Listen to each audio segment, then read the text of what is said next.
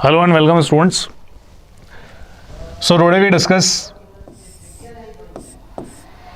oxy acids of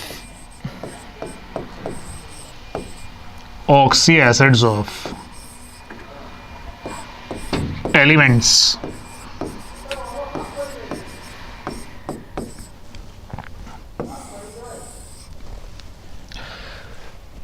अब बेटा oxy acids of elements का मतलब ये है कि जैसे अगर हम इसको इस वे में लिखें, जैसे ये Z, ये ऑक्सीजन और ये हाइड्रोजन। नो एसिड होने का मतलब ये है कि इसके अंदर हाइड्रोजन होना चाहिए बिल्कुल, लेकिन मेनली ये जो एलिमेंट Z है इसका नेचर कैसा होना चाहिए, ये एक मेटल होना चाहिए या नॉन मेटल। तो अपन जानते हैं कि जैसे सोडियम है, पोटेशियम है, कैल्शियम है, बेरियम है, ये सब के सब क्या होते हैं, मेटल्स, और इनके कॉरेस्पॉन्डिंग ऑक्साइड्स क्या होते हैं, बेसिक। और यहाँ पे हमने एक टर्म डिस्कस किया है एसिड। तो एसिड का मतलब ये है कि ये सीधी सी बात है कि मेटल हो नहीं सकता। अगर ये पूरा का पूरा मॉलिक्यूल एक कॉरेस्पॉन्डिंग एसिड है, इसका मतलब ये Z जो पार्ट है ये मेटल नहीं हो सकता, ये क्या होना चाहिए, नॉन मेटल।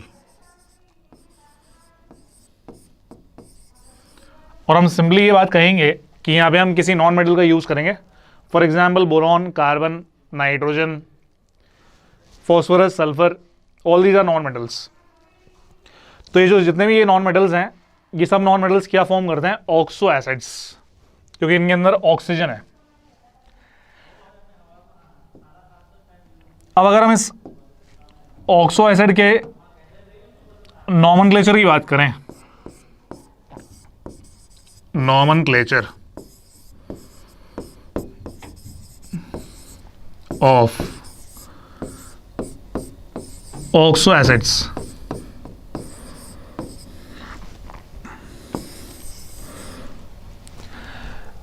तो ऑक्सो एसिड्स का नॉमेनक्लेचर डिपेंड करता है ऑक्सीडेशन स्टेट्स पे। ऑक्सीडेशन स्टेट्स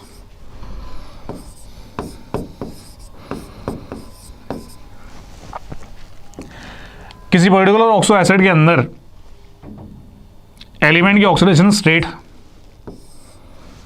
या तो हम क्या यूज करेंगे, हायर, या हम क्या यूज करेंगे, लोअर ऑक्सीडेशन स्टेट। ठीक है ना। फॉर एग्जाम्पल जैसे यहां पे मान लो Z एलिमेंट क्या है, सल्फर। तो अगर सल्फर अपनी लोअर ऑक्सीडेशन स्टेट में है तो उसके लिए अलग से नॉमेनक्लेचर होगा। अगर वो अपनी हायर ऑक्सीडेशन स्टेट में है तो उसमें अलग से नॉमेनक्लेचर होगा। तो एसिड के नॉमेनक्लेचर में जिस सफिक्स का हम यूज करते हैं, जिस सफिक्स का हम यूज करते हैं वो सफिक्स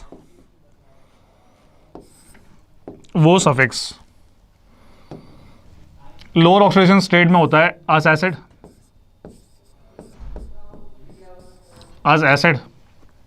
और हायर ऑक्सीडेशन स्टेट में होता है एक acid. The famous example is carbonic acid and carbonous acid, nitric nitrous, sulphuric sulphurous, phosphoric phosphorous, arsenic arsenous. इस तरह से हम कई सारे एसिड्स का यूज कर सकते हैं। तो मैं कह रहा हूं कि मेनली जो हायर ऑक्सीडेशन स्टेट्स है, मेनली किसी एलिमेंट की higher oxidation state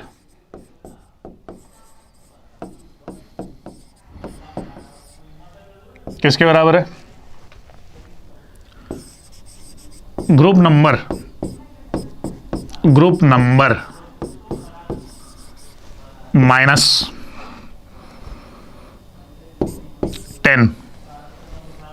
for example हमें जानते हैं कि कार्बन किस फैमिली को बिलोंग करता है, कार्बन किस ग्रुप को बिलोंग करता है, 14 ग्रुप। तो 14 इसका ग्रुप नंबर है, उसमें से आप 10 माइनस कर दीजिए तो आपके पास क्या आ जाएगी, उसकी कॉरेस्पॉन्डिंग हायर ऑक्सीडेशन स्टेट। यानी जब कार्बन अपनी +4 ऑक्सीडेशन स्टेट में होगा तो उसके नाम के आगे क्या लगेगा, इक एसिड। इसी प्रकार से अगर मैं बोलूँ कि सल्फर है, तो सल्फर किस ग्रुप को बिलोंग करता है, 16 ग्रुप को। तो 16 में से 10 माइनस कर दीजिए आप, तो 16 माइनस 10 क्या हो जाएगा, 6।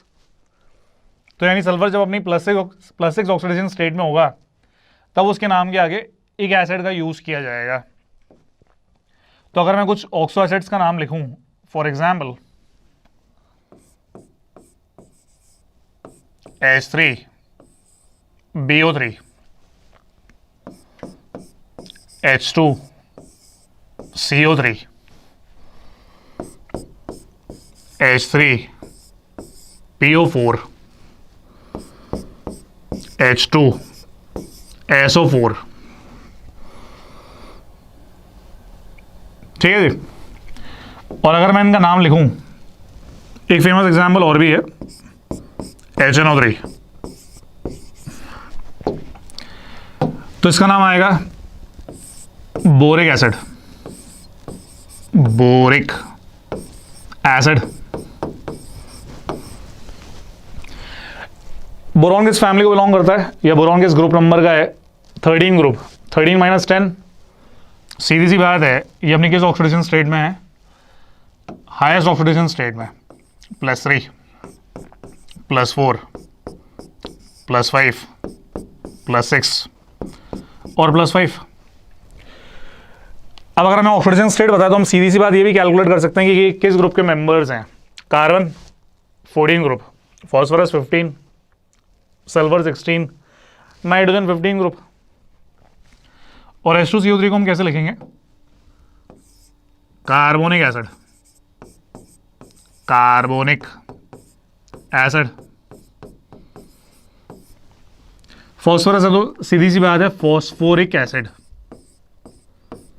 Phosphoric acid. उसी प्रकार से H2SO4 फेमस एग्जाम्पल है, सब जानते हैं, सल्फ्यूरिक एसिड।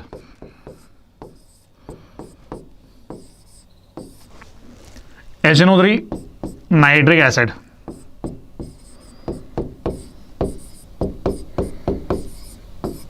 ठीक है जी। इसी प्रकार से अगर हम हैलोजेंस की बात करें तो हैलोजेंस का भी एक एग्जाम्पल हम यूज कर सकते हैं, HXO3, इसका नाम है हैलिक एसिड। लेकिन यहां पे बात ध्यान रखने वाली क्या है कि यहां पर हैलोजन फ्लोरीन नहीं हो सकता, it must be chlorine, bromine और आयोडीन, क्योंकि फ्लोरीन केवल एक ही ऑक्सो एसिड का निर्माण करता है और वो कौन सा ऑक्सो एसिड होता है, HOF।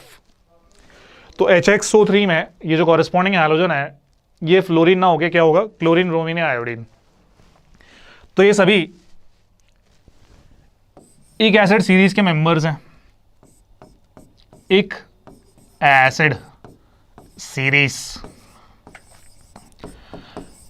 और इन सभी एसिड्स को हम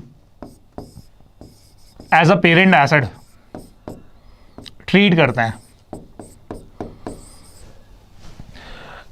कहने का मतलब ये है कि इन पेरेंट एसिड्स से ही हम डिफरेंट एसिड्स का फॉर्मेशन करेंगे जिसमें डिफरेंट वर्ड्स का यूज किया जाएगा। अब सबसे पहले हम क्या समझेंगे कि मेरे पास जो ये हायर ऑक्सीडेशन स्टेट का एसिड है, अगर मैं इसको लोअर ऑक्सीडेशन स्टेट में कन्वर्ट करूं तो रेडॉक्स के हिसाब से ऑक्सीडेशन स्टेट का conversion from high to low क्या कहलाता है, रिडक्शन। रिडक्शन करने का मतलब ये है कि इसमें से ऑक्सीजन को कम कर दिया जाए। तो अगर हम सिंपली इस बात को ऐसे लिखें कि ऑक्सीजन को अगर आपने कम कर दिया तो हायर ऑक्सीडेशन स्टेट से ये एलिमेंट अपनी कौन सी ऑक्सीडेशन स्टेट करेगा, लोअर।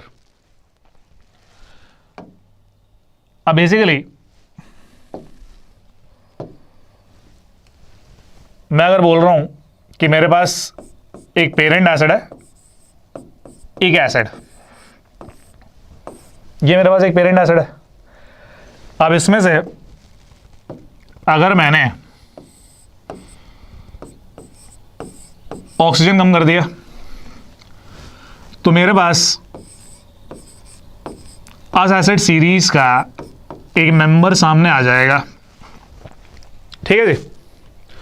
फॉर एग्जाम्पल अगर हम बोले हैं फॉस्फोरिक एसिड H3PO4, फाइन। अब इसमें से अगर आपने एक ऑक्सीजन को कम किया,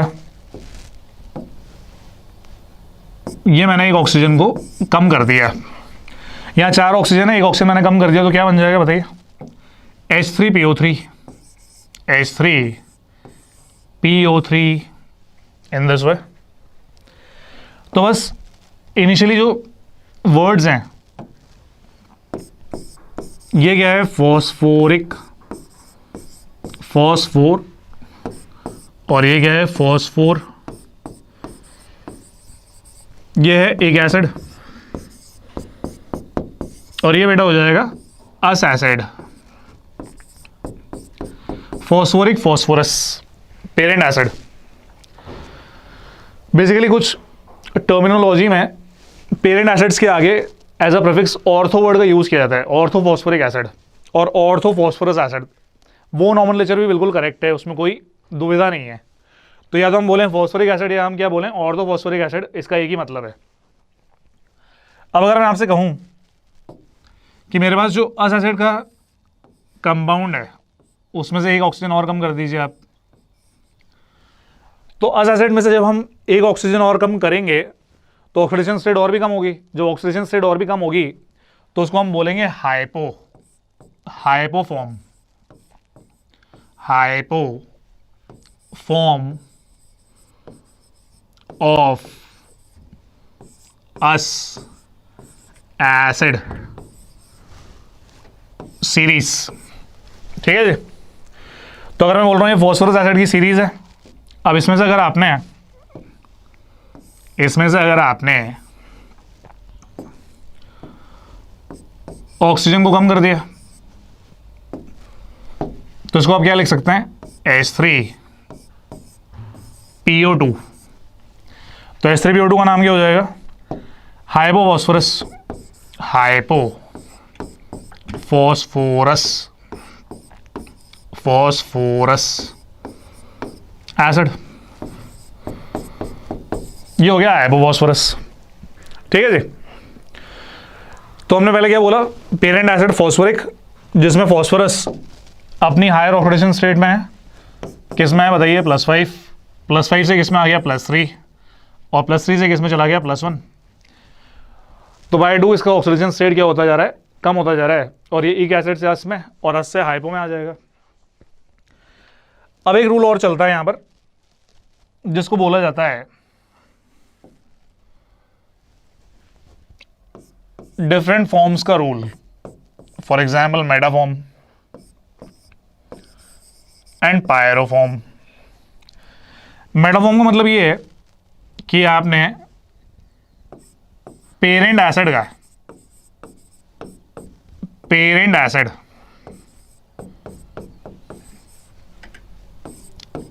के वन मॉलिक्यूल से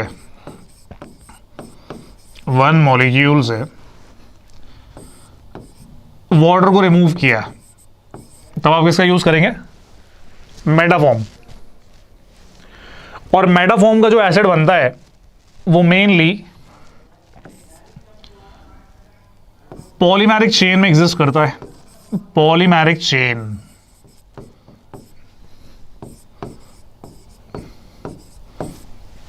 ठीक है जी। इसी प्रकार से अगर हम बोलें पायरो एसिड, पायरोफॉर्म को हम यूज कब करेंगे?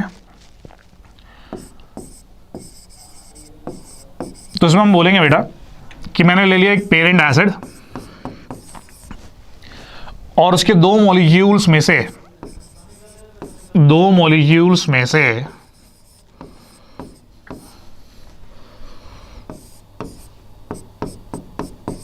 वाटर को रिमूव किया। यानी पेरेंट एसिड के जब हम दो मॉलिक्यूल्स यूज करेंगे तो उनको हम कंडेंस करेंगे।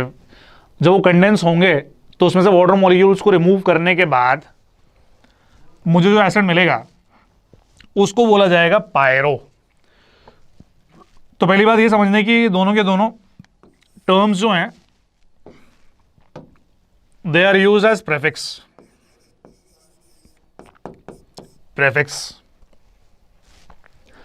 अगर एक एसिड सीरीज का मेंबर है तो उसके लास्ट में एक एसिड ही आएगा, लेकिन उसके इनिशियली क्या आएगा, मेटा या pyro, depending which condition is there, हमने कितने मॉलिक्यूल्स यूज किए हैं।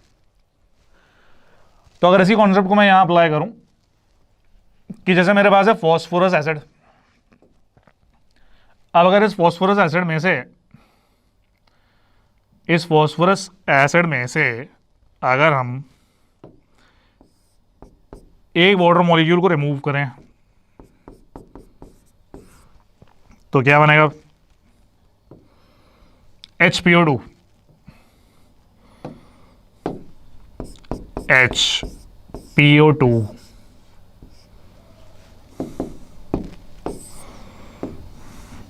HPO2 को हम क्या कहेंगे, HPO2 को हम बोलेंगे Meta phosphorous acid, Meta phosphorus. लेकिन अगर इसी फॉस्फोरस एसिड में अगर हम इसके दो मॉलिक्यूल्स ले लें तो दो मॉलिक्यूल्स का मतलब कि कितना हाइड्रोजन है, 3 और 3 6, फॉस्फोरस कितना है 2 और ऑक्सीजन कितना है 6।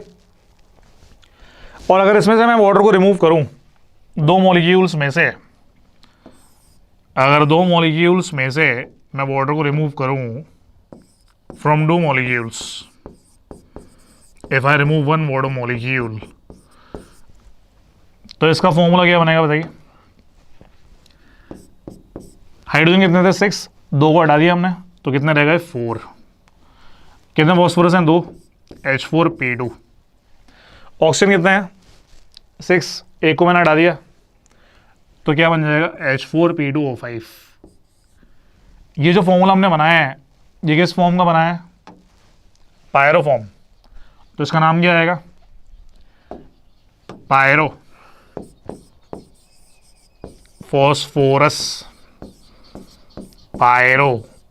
Phosphorous acid.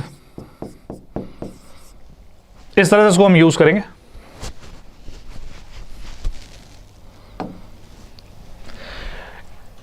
इसी प्रकार से अगर हम फॉस्फोरिक एसिड की बात करें, H3PO4,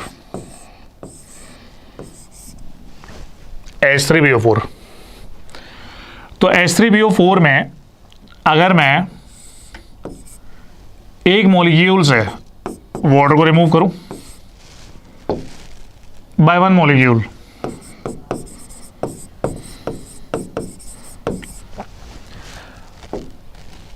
तो फॉर्मूला क्या बनेगा, HPO3। और HPO3 का नेचर किस फॉर्म में होगा, polymeric chain.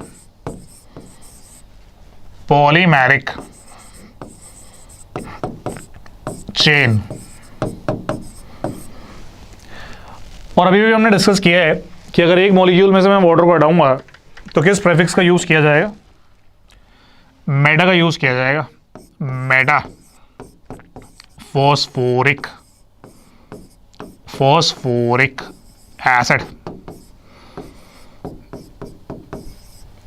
Fine, this is phosphoric acid और it is the parent acid, ortho form. तो ऑर्थो को चेंज कर दिया मेटा में। अब अगर हम H3PO4 में से वाटर मॉलिक्यूल्स को रिमूव करें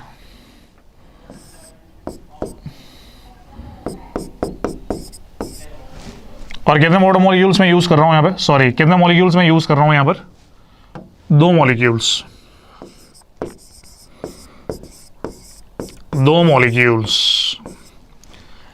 तो इसको हम क्या बोलेंगे, 3 हाइड्रोजन है, 3 हाइड्रोजन 6 हाइड्रोजन, फॉस्फोरस कितने हैं भाई, 2 फॉस्फोरस हो जाएंगे अगर 2 मॉलिक्यूल्स यूज करें, और ऑक्सीजन कितने हो जाएंगे 8। तो मैंने H2 को हटा दिया तो इसका फॉर्मूला बन जाएगा H4P2O7। तो H4P2O7 को हम बोलेंगे pyrophosphoric acid, pyro pyro phosphoric phosphoric acid. ठीक है जी। अब अगर मैं पूछूं आपसे कि HPO2 क्या है, मेटाफॉस्फोरस, और HPO3 क्या है, metaphosphoric,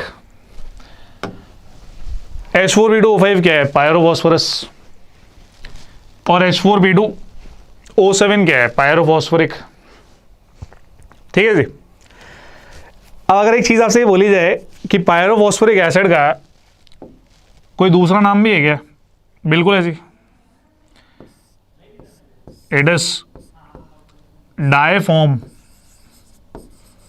or we simply write in this way that it is diphosphoric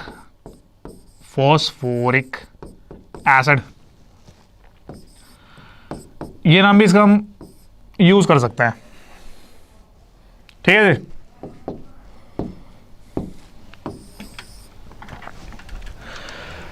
अब अगर इस H4P2O7 में मैं एक ऑक्सीजन कम कर दूं, इससे हमने एक ऑक्सीजन को कम कर दिया, तो क्या बन जाएगा, H4P2O6। ये अगर मैं इस नाम को यहां लिख दूं, ये अपना डाई फॉस्फोरिक एसिड।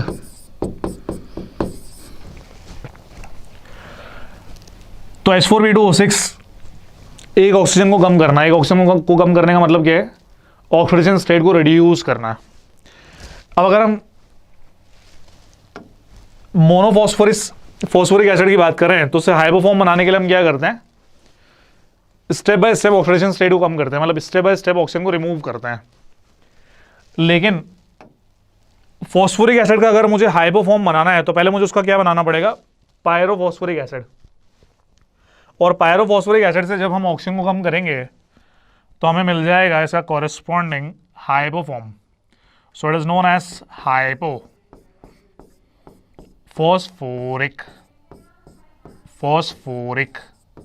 एसिड। ठीक है जी। इसी प्रकार से अगर हम एक चीज और करें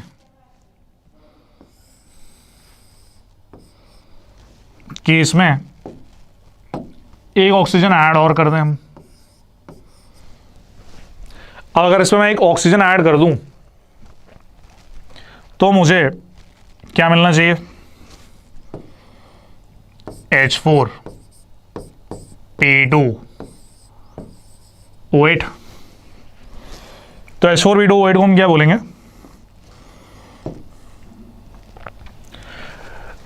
अब समझने वाली बात यह है कि parent acid, higher oxidation state का एसिड, जब उसके एक मॉलिक्यूल में से मैंने वाटर को रिमूव किया तब कौन सा वो टर्म यूज हुआ, मेटाफॉर्म। जब उसके हमने दो मॉलिक्यूल्स लिए तब उसके लिए कौन सा टर्म यूज किया हमने, पायरोफॉर्म। जब पायरो में से एक ऑक्सीजन कम किया तब कौन सा टर्म यूज किया हमने, हाइपोफॉर्म।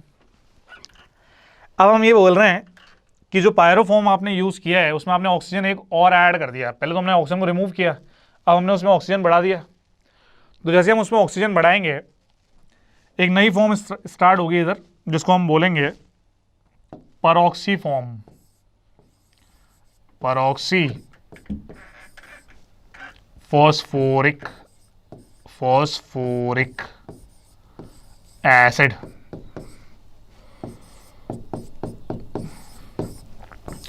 और नाम से मालूम पड़ रहा है कि ये परऑक्सी फॉर्म दो मॉलिक्यूल से मिलके बनी है, इसलिए हम किस फॉर्म का यूज करेंगे, तो परऑक्सी डाइफॉस्फोरिक एसिड। तभी मैंने इसको पहले डाइफॉस्फोरिक एसिड लिखा था क्योंकि इसमें दो मॉलिक्यूल्स हैं फॉस्फोरस के। So it is an example of peroxy diphosphoric acid. और परऑक्सी बोलने का मतलब ये है कि इसमें नॉर्मल ऑक्साइड लिंकेज ना होकर कौन सा लिंकेज होगा, परऑक्साइड लिंकेज, परऑक्साइड लिंकेज। जिसे हम इस प्रकार से रिप्रेजेंट करते हैं, when two oxygen atoms are joined by covalent bonds in this way. Fine. अब अगर हम बोलें कि ये परऑक्सी फॉर्म मुझे दो मॉलिक्यूल्स के साथ ना होकर केवल एक मॉलिक्यूल्स के साथ ही चाहिए, जैसे मैं बोल रहा हूं फॉस्फोरिक एसिड, तो इस फॉस्फोरिक एसिड में से अगर आप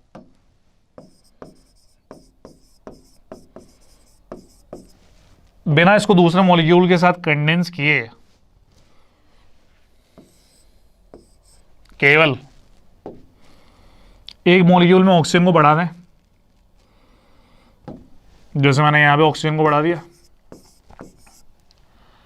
तो ये क्या बन जाएगा,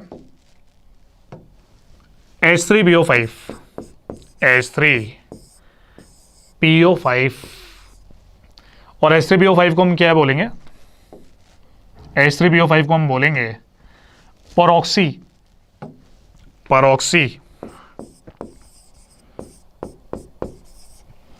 Now it is diform or monoform? Now it is monoform because only one molecule is used. Peroxy mono phosphoric acid. Fine. तो इस प्रकार से हमने कई सारे ऑक्सो एसिड्स को देखा है आज और इनके नॉर्मल नेचर को समझा है।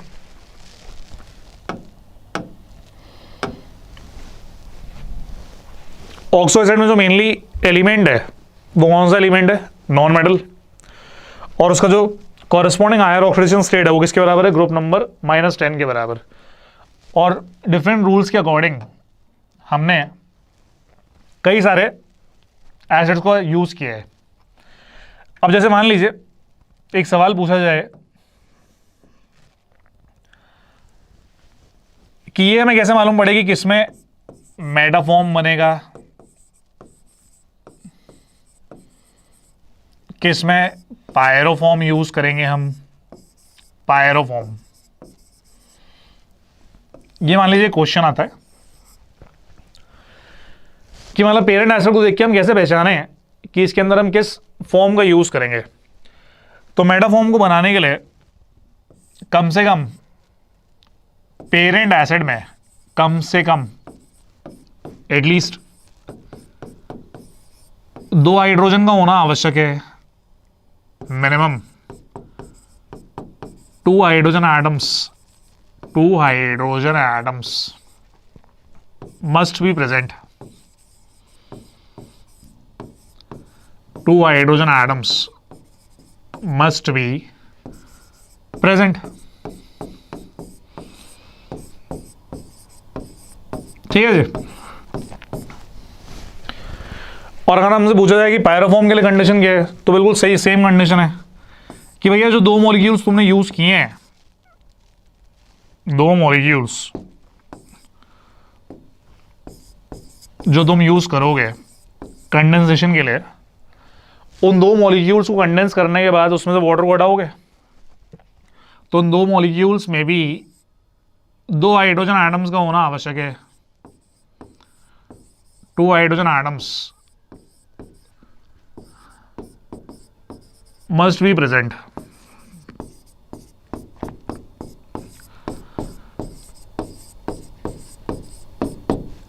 ठीक है जी। तो अगर इसी कंडीशन को हम इस तरह से अप्लाई करें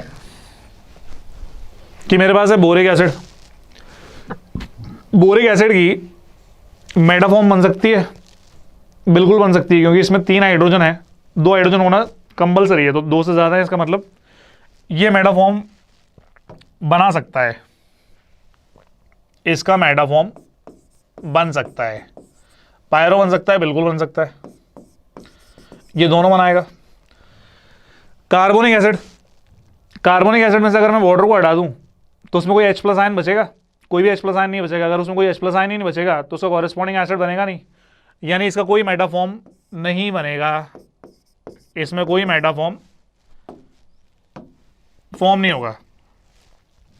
ठीक है जी। H3PO4 सारी चीजें हमने देखी हैं, इसका मेटा भी बनता है, पायरो भी बनता है।